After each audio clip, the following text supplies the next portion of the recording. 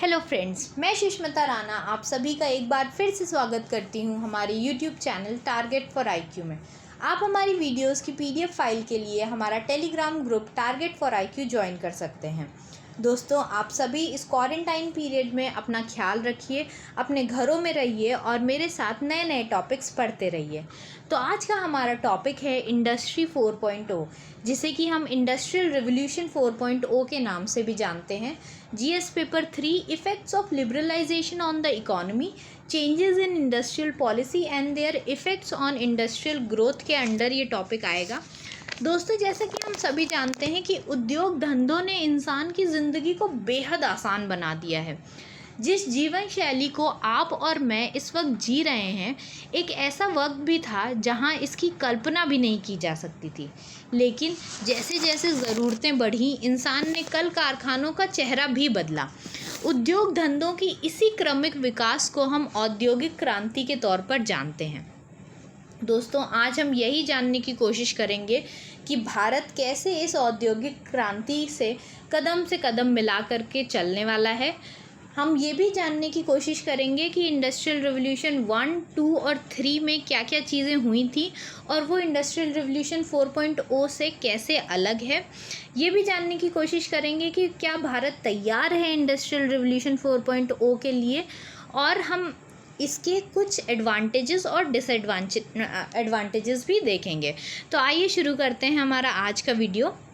Ministry of railways और department of science and technology ने IIT Kanpur के साथ एक पार्टनरशिप में बहुत ही यूनिक प्रोजेक्ट निकाला है, जो कि एक पायलट प्रोजेक्ट है और मॉडर्न कोच फैक्ट्री रायबरेली में ये शुरू किया जाएगा।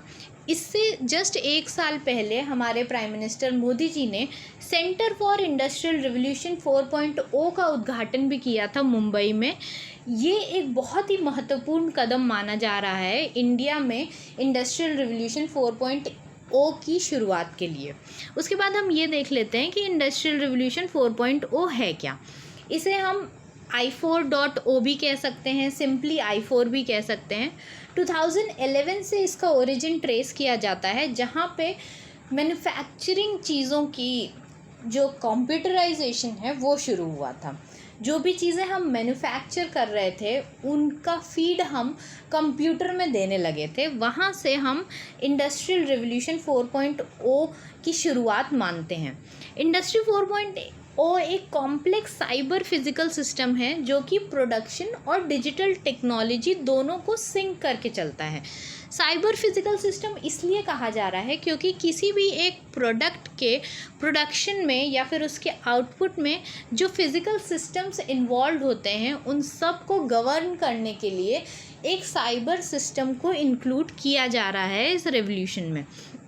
जितनी भी चीज़ों की प्रोडक्शन हो रही है उनको सबको डिजिटलाइज किया जा रहा है या फिर उनको सबको डिजिटल टेक्नोलॉजीज से जोड़ा जा रहा है। बहुत सारे भारत सरकार की ऐसी स्कीम्स भी देखेंगे आप जहाँ पे डिजिटलाइजेशन को बहुत ज़्यादा प्रमोट किया जा रहा है। Internet of things, artificial intelligence, big data and analytics, machine learning, cloud computing, ये सब कुछ ऐसी टेक्नोलॉजीज़ हैं जो कि इंडस्ट्रियल रिवोल्यूशन 4.0 में यूज़ होंगी। जो कॉन्सेप्ट्स हैं इसके अंदर वो है smart manufacturing, smart factory, dark factories, industrial internet of things, जिसे हम internet of things for manufacturing भी कहते हैं। डार्क फैक्ट्रीज़ और स्मार्ट फैक्ट्रीज़ के कुछ चीज़ें ऐसी भी हैं जिनसे एनवायरनमेंट फ्रेंडली चीज़ें भी डेवलप करने की कोशिश की जाएगी, क्योंकि आप लोग जानते हैं कि एनवायरनमेंट को भी बहुत नुकसान होता है इंडस्ट्रीज़ की वजह से। तो आने वाले टाइम में हमें एनवायरनमेंट बचाने के लिए भी कुछ चीज़ें करनी पड़ेंगी। उसके बाद हम ये देख लेते हैं कि कौन कौन सी टेक्नोलॉजीज़ इसमें यूज़ हुई हैं। तो सबसे पहले हम सिमुलेशन की बात कर लेते हैं। सिमुलेशन क्या होता है? सिमुलेशन रियल टाइम डेटा और मिरर फिजिकल वर्ल्ड को वर्चुअल मॉडल में कन्वर्ट करने के लिए यूज़ होता है। जितना अभी आने वाले टाइम में बहुत सारा डेटा इनफ्लो होगा, उसको मैनेज करने के लिए हमें प्रॉपर कोड्स की ज़रूरत होगी और हमें इस चीज़ की भी ज़रूरत होगी कि जो भी चीज़ें फ़िज़िकल वर्ल्ड में हो रही हैं उसे हम एक वर्चुअल मॉडल में प्रोड्यूस कर सकें या एक वर्चुअल मॉडल के रूप में दिखा सकें। इससे उस काम की क्वालिटी बहुत इंक्रीज़ होगी। कोई भी चीज़ अगर आप पहले से विजुअलाइज कर लेते हो या फिर एक वर्चुअल मॉडल उसका बना लेते हो, तो उसकी फ़िज़िकल वर्ल्ड में जब उसका प्रेजेंस होता है तो वो काफ़ी हद तक आप उसको वर्चुअली कंट्रोल कर सकते हो। मैं आई होप आप मेरी बात समझ रहे होगे। तो इस यही चीज़ है सिमुलेशन। उसके बाद हम देख लेते हैं ऑटोनॉमस रोबोट्स का बहुत ज़्यादा यूज़ होने वाला है आने वाले टाइम्स में। आप सभी ने इंजीनियरिंग कोर्सेज़ भी बहुत सारे देखे होंगे जो आर्टिफिशियल इंटेलिजेंस रोबोटिक्स की डिग्री देते हैं। तो रोबोट्स में ये है कि बहुत सारे रोबोट्स आने वाले टाइम में प्रोड्यूस होने वाले हैं जो कि एक दूसरे से इंटरैक्ट करेंगे और साइड बाय साइड वो ह्यूमन बींग्स से भी लर्न करेंगे। रोबोट्स के कई सारे फ़ायदे हैं कि इनकी कॉस्ट बहुत कम होती है और उनकी कैपेबिलिटीज़ की जो रेंज होती है वो काफ़ी ज़्यादा होती है। उसके बाद हम ये देख लेते हैं कि इंडस्ट्रियल इंटरनेट ऑफ थिंग्स क्या है। इंडस्ट्रियल इंटरनेट ऑफ थिंग्स में बहुत सारी डिवाइसेस का इनोवेशन होगा, बहुत सारी डिवाइसेस बनाई जाएंगी और जो फील्ड पे डिवाइसेस काम कर रही होंगी वो एक दूसरे से भी इंटरैक्ट कर सकेंगी और जो उनका सेंट्रलाइज्ड कंट्रोलर है उससे भी इंटरैक्ट कर सकेंगी। ऐसा सिस्टम डेवलप किया जाएगा इंडस्ट्रियल इंटरनेट ऑफ थिंग्स में। उसके बाद जब इतनी सारी चीज़ें कंप्यूटराइज्ड होंगी तो ऑब्वियस ही बात है कि आपको वो सारी चीज़ें, उन सारी चीज़ों का रिकॉर्ड रखने के लिए एक स्पेस चाहिए होगा, वो सारी चीज़ें सेव करने के लिए एक स्पेस चाहिए होगा। तो ऐसा ही एक स्पेस प्रोवाइड करेगा आपको क्लाउड डेटा। उसके बाद जब आपका डेटा सेव हो गया तो आपको ये भी ध्यान रखना है कि वो डेटा फ्यूचर में यूज़ करने मतलब केवल हमारे यूज़ आए, उसकी प्राइवेसी को मैनेज करना पड़ेगा, उसकी सिक्योरिटी को मैनेज करना पड़ेगा, जिसके लिए साइबर सिक्योरिटी नाम का टर्म यूज़ में आता है। क्रिटिकल इंडस्ट्रियल सिस्टम और मैन्युफैक्चरिंग लाइंस, ये सारी चीज़ों को प्रोटेक्शन करने के लिए हमें साइबर सिक्योरिटी की बहुत ज़्यादा ज़रूरत पड़ने वाली है। अब हम देख लेते हैं कि ऑगमेंटेड रियलिटी क्या है। ऑगमेंटेड रियलिटी बहुत टाइप की वैरायटी ऑफ सर्विसेज प्रोवाइड करेगा, जैसे कि आप बहुत सारे पार्ट्स जो है वो किसी भी वेयर हाउस से सेलेक्ट कर सकते हो घर बैठे ही, और मोबाइल डिवाइसेस से आप किसी भी चीज़ को रिपेयर करने के इंस्ट्रक्शंस दे सकते हो। अभी ये चीज़ आप रियलिटी में नहीं देख पाओगे, लेकिन आने वाले समय में आपको बहुत सारे ऐसे ऐप्स या फिर ऐसी डिवाइसेस मिलेंगी जिससे आप घर बैठे ही अपनी कोई डिवाइस बनाने के लिए कुछ पार्ट्स सेलेक्ट कर पाओगे जो कि डायरेक्टली वेयर हाउस से जा कर के आपके उस प्रोडक्ट में लगेंगे। और अगर आपकी वो चीज़ ख़राब हुई है तो आप उसको रिपेयर इंस्ट्रक्शंस भी दे सकते हो मोबाइल डिवाइसेस पे बैठे बैठे ही। This is augmented reality. कि एडिटिव मैन्युफैक्चरिंग क्या है। कंपनीज़ ने अडॉप्ट करना शुरू किया है एडिटिव मैन्युफैक्चरिंग, जिसका एक बहुत बड़ा एग्जांपल है 3D प्रिंटिंग, जिसमें वो मोस्टली क्या करते हैं कि किसी भी प्रोडक्ट का प्रोटोटाइप बना देते हैं और उसको किसी एक इंडिविजुअल कस्टमर के हिसाब से कस्टमाइज़ कर देते हैं। This is known as additive manufacturing. तो ये सारी जो टेक्नोलॉजीज़ हैं वो इंडस्ट्रियल रिवोल्यूशन 4.0 में बहुत ज़्यादा यूज़ में आने वाली हैं।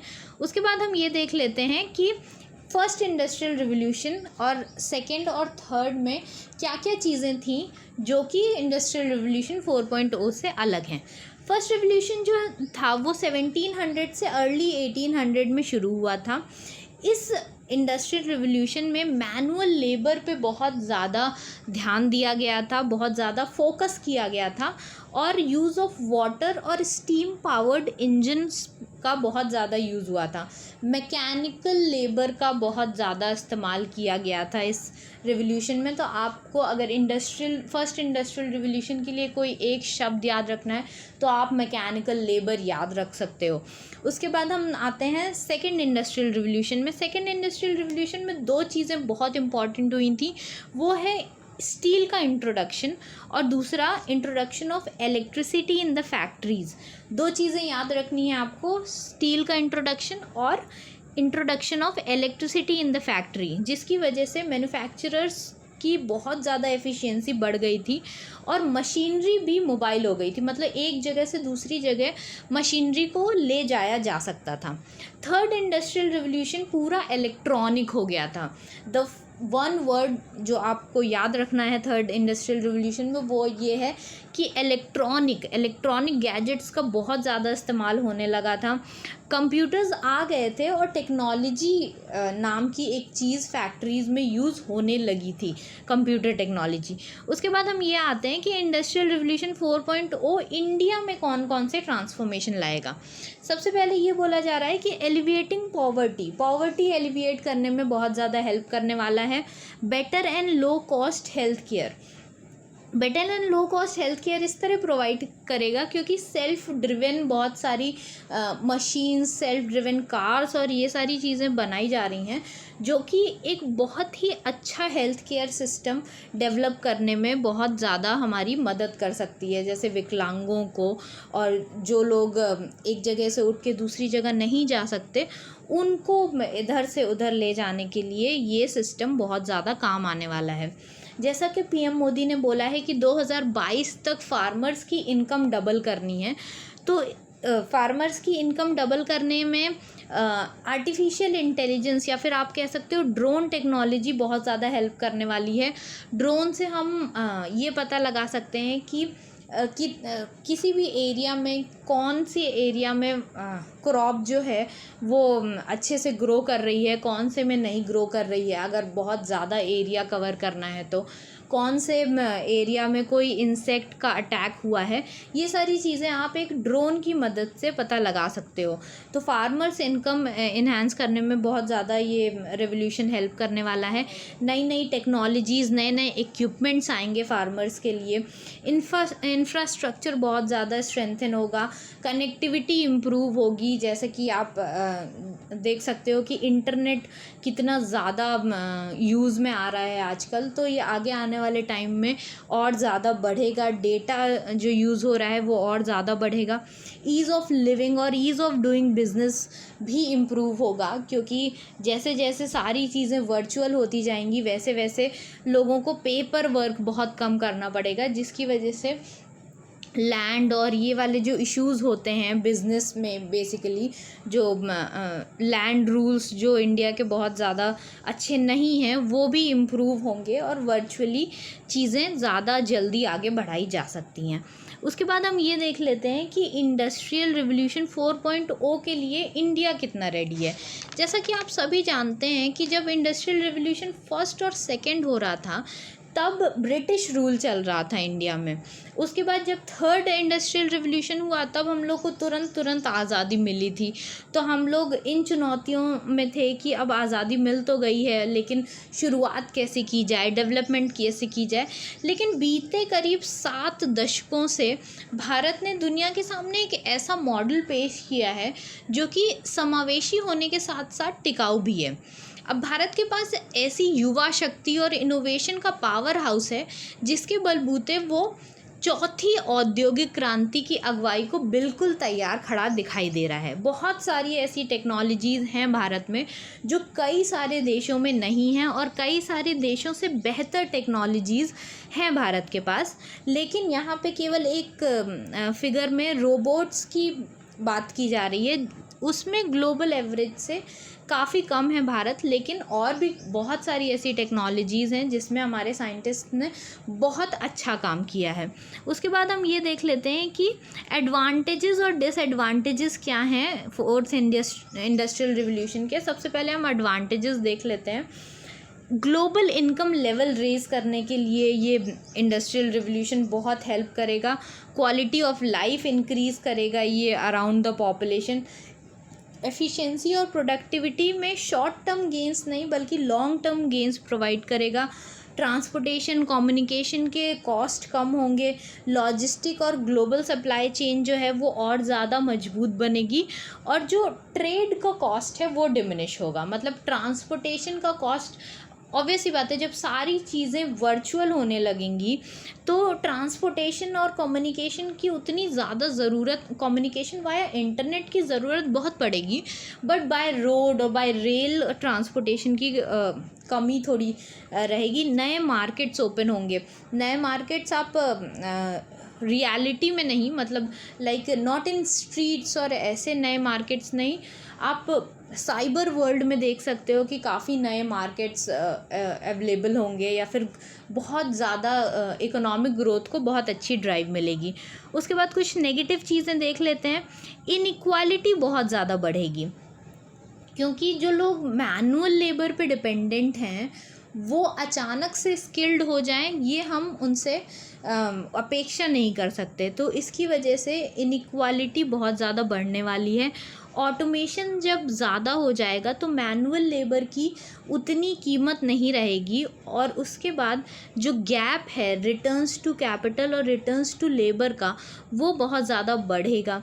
इस रेवोल्यूशन की वजह से जो आपका टैलेंट है उसको ज़्यादा वैल्यू मिलेगी, बट आपके अंदर वो टैलेंट है तो बहुत सारे लोग ऐसे कोर्सेज़ और बहुत सारे लोग ऐसी डिग्रीज़ पाने की कोशिश करेंगे जिसकी वजह से उनको भी वही वैल्यू मिले। तो आप ये समझ सकते हो कि बहुत ज़्यादा कंपटीशन होगा मार्केट में, और सबसे ज़्यादा ये चीज़ अफेक्ट करेगी कि हम जो कर रहे हैं वो भी चेंज होगा और हम जो हैं वो भी चेंज होगा। हमारी आइडेंटिटीज़ भी अफेक्ट होंगी, हमारी सेंस ऑफ प्रिवेसी अफेक्ट होगी, ओनरशिप, कंजम्पशन पैटर्न, ये सारी चीज़ें बहुत ज़्यादा चेंज होगी। हमारे रिलेशनशिप्स आपस में, एम्प्लॉयज़ के साथ, आपके कॉलीग्स के साथ कैसे रिलेशनशिप्स हैं, ये सारी चीज़ें भी बहुत ज़्यादा इफ़ेक्ट होने वाली हैं। हमारी स्किल्स, हम कैसे लोगों से मिलते हैं, इन सारी चीज़ों पे बहुत सारे पैरामीटर्स लगा करके हम लोग को जज किया जाएगा। तो आने वाली टाइम में आप पूरा एक नया दुनिया बहुत ज़्यादा बदलने वाली है। थैंक यू सो मच, आपने ये वीडियो पूरा देखा। अगर आपको ये वीडियो अच्छा लगा तो प्लीज़ अपने दोस्तों के साथ शेयर करें, इस वीडियो को लाइक ज़रूर करें, और प्लीज़ कमेंट सेक्शन में मुझे बताएं कि आप कौन कौन से टॉपिक्स पे वीडियो देखने चाहते हैं। Thank you so much.